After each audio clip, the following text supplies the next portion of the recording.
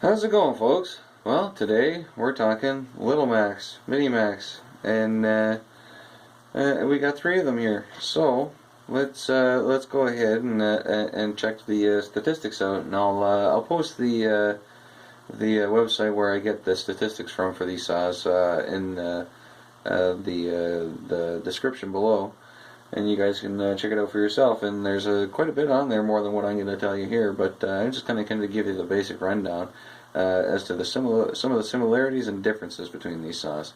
So we got 25, 30 Mini Mac, and then we got a Mac 110. So let's start off with the Mac 25, which was made from 72 to 77. It is a 29cc saw, ported piston, Walbro MDC carburetor, right? This one was 73 to 77, right? Same 29cc saw, ported piston, MDC carburetor, both made in Los Angeles, California, USA. Okay? So the interesting thing begins with this guy, the McCulloch Mac 110. This one, if you look at it, she's made by Black & Decker. Okay. Let's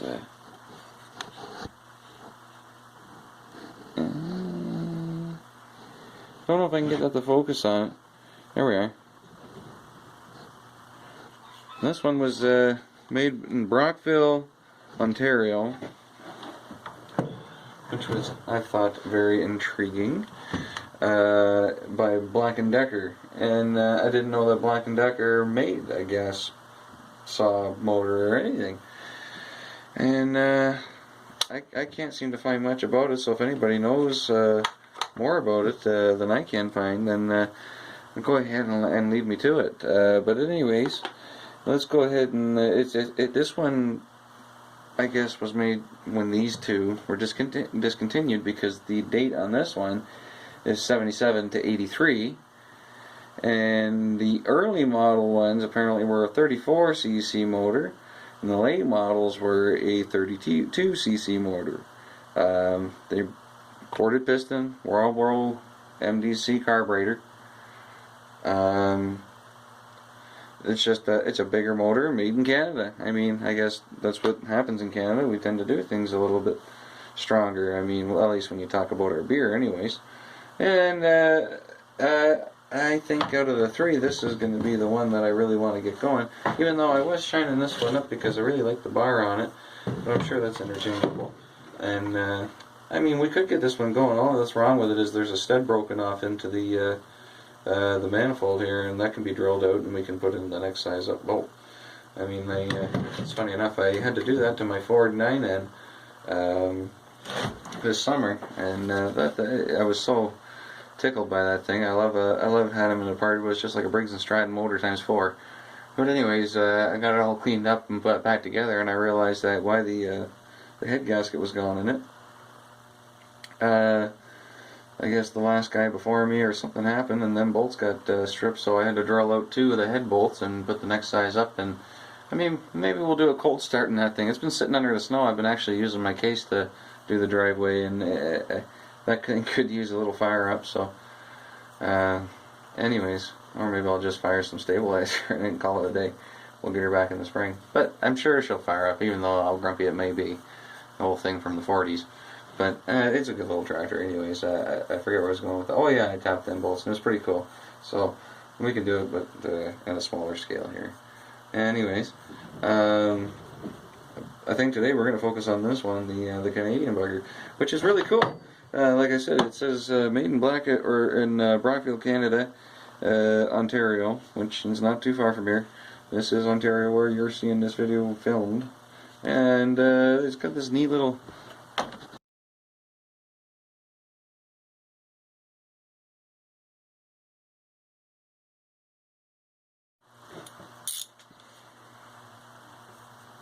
Alright, so I'm going to pull this little guy out and just have a little peeky poo. I know it's not seasoned, it's got good compression.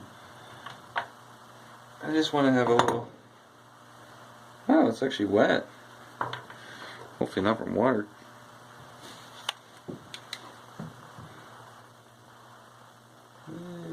Rest on the piston. You know, that's not too bad in there, really. Not too bad at all. Thing's grimy. Needs a cleanup. Might need to find a new bar for it, but I might just leave that off. I don't really care for a chain brake. And that filter's awful dirty, eh? We can get that off for clean. I don't know that this is going to take too much to get going.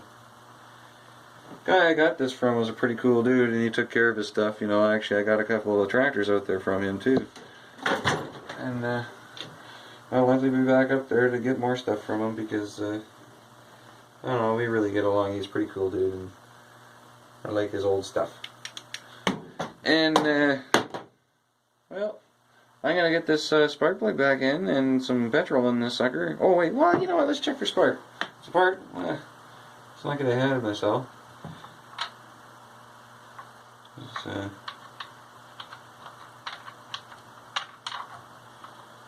Getting all thankful there and not thinking about what the heck I'm doing.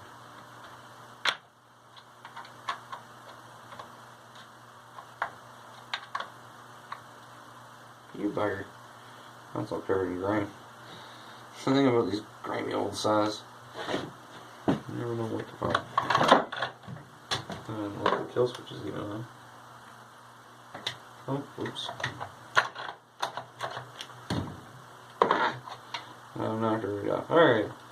Silly old fashioned spark test. Oh gosh, there's tons of spark. Well,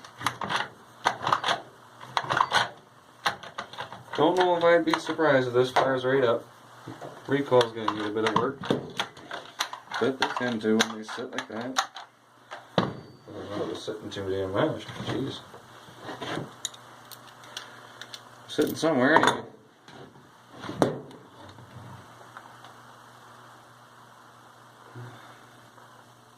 Anyways, I'm gonna get this together, put some fuel in it.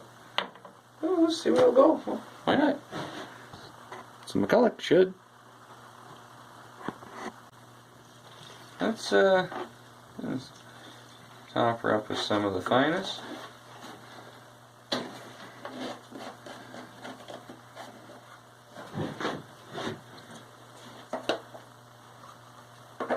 And give her a go. I mean, why not? Maybe the old boy was using this thing recently.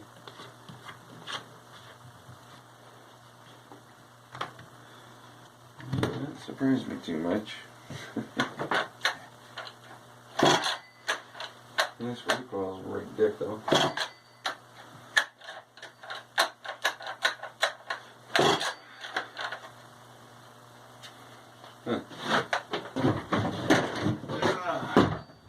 That's the old fashioned way.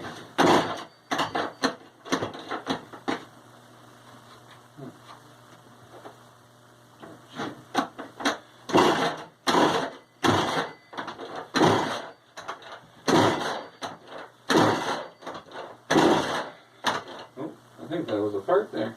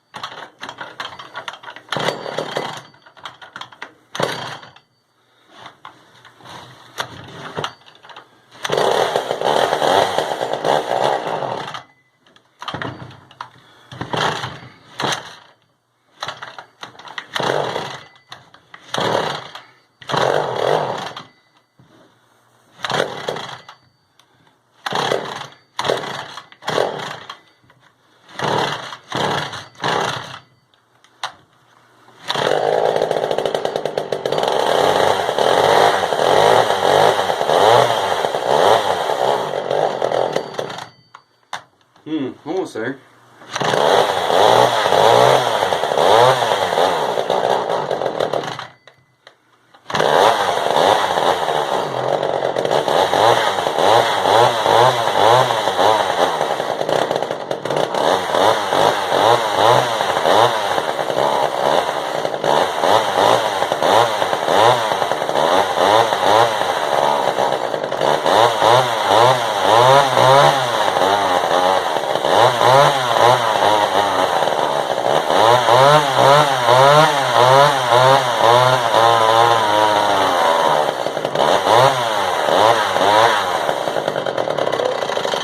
Gotta open the door.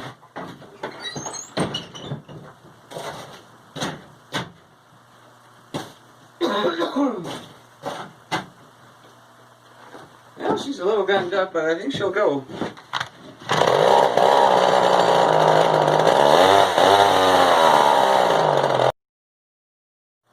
Hey, I don't know what happened with the camera again there, but we're up and running. Just gonna make a little tweaky boo here. But yeah. Oh. She still needs a little bit of work here.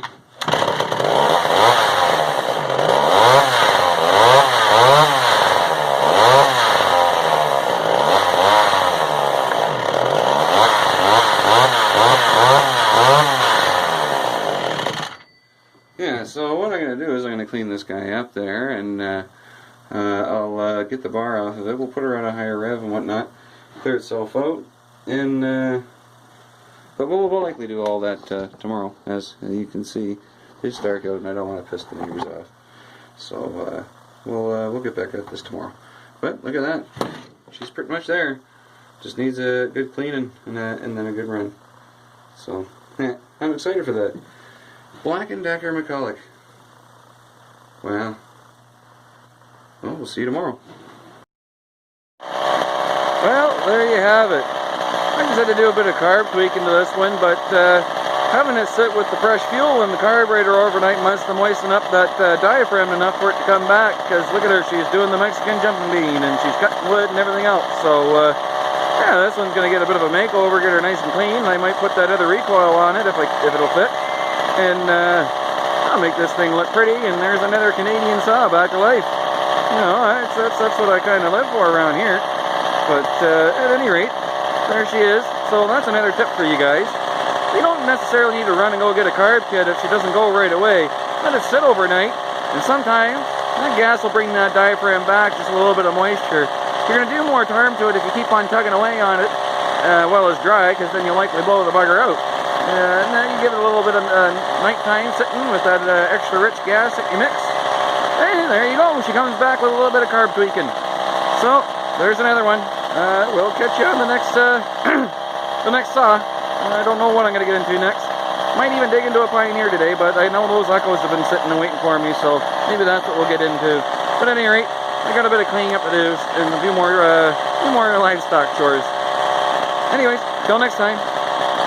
Take her easy and be safe.